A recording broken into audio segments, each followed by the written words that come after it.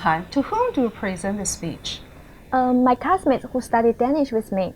Ah, I see. Do you know if they are interested in your speech? And how much do you know about the Danish kindergarten? What do they expect to hear from you?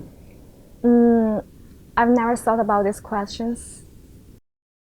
From our conversation, I realized that Menghan forgot to conduct an audience analysis before she presented the speech.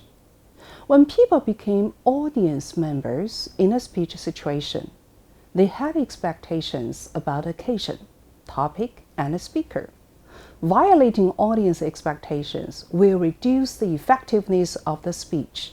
An excellent speaker knows the audience and tailors their speech to engage that audience. In this unit, I will briefly talk about two things. Why is it important to do an audience analysis? Then I'll help you find the answer by introducing the key components and how they interact in the typical communication process. Please look at the following chart. This chart illustrates a typical communication process.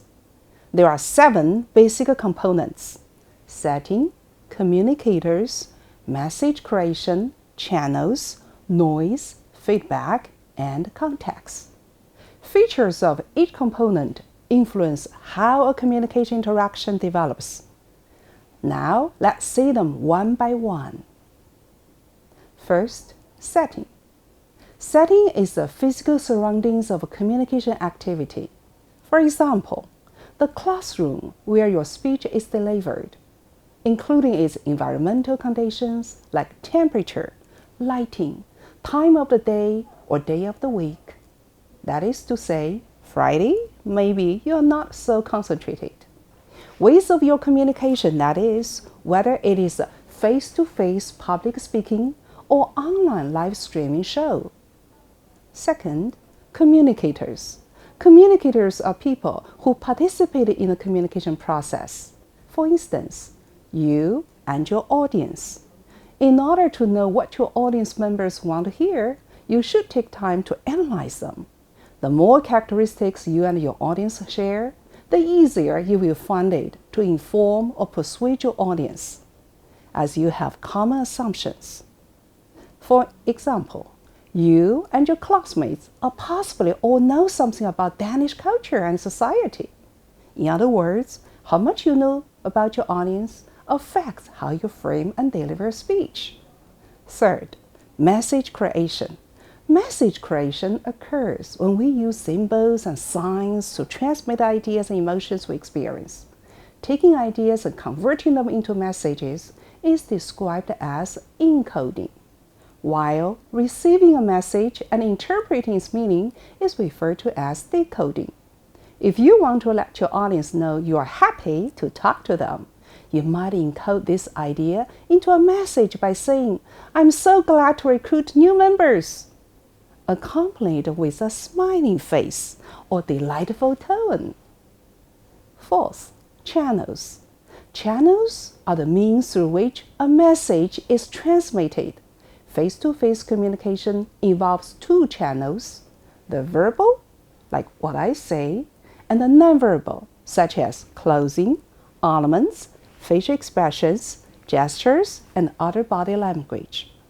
Messages transmitted through technology usually have 1 or more channels, such as radio, TV, newsprint, or the internet. Technologies such as instant messenger, the cell phone, emails, and WeChat are all distinct channels through which messages can be transmitted.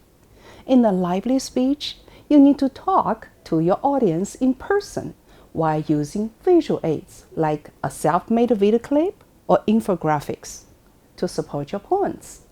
Fifth, noise. Noise? Noise refers to any stimulus that interferes with the quality of a message. It includes external signals such as loud music or voices, a humming refrigerator, or strange distractive hairstyles. Noise can come from internal stimuli as well, such as your bias against a group of people, hunger, sleepiness, or medication. It can also come from language use. For example, when you use jargons your audience do not know or a familiar word in an unfamiliar way, what will happen? Imagine Meng Han delivering her lecture in a huge lecture hall with 400 freshmen who know little about the Danish culture. What are some possible types of noise her audience may occur? All these noises might destroy her speech. Then what should she do to silence such noise? 6. Feedback. Feedback is a response to a message. Feedback lets a speaker know if the message was received or how the message was interpreted. For instance, if you tell a joke and your audience laugh heartily, their laughter serves as a feedback that you found it amusing. 7th, context. Context of the communication is displayed by the blue dotted oval in the chart and the small ovals around each communicator. There are both macro and micro contexts of interaction, such as national political ecology, time and space, previous communication encounters, communicators' identities, life experiences, and other uncontrollable factors that affect the communicators. These contextual factors determine how we communicate. The area where these two fields overlap is a part of interaction, where two communicators have in common and thus create shared meaning. In a successful speech, such overlapped fields may be shared interests, values, purposes, or challenges between the speaker and the audience. From the 7 concepts introduced above, you may see both the speaker and the audience are active participants in the communication process of public speaking. Their competence and fields of experience affect the choices of information, language, and construction of a shared meaning.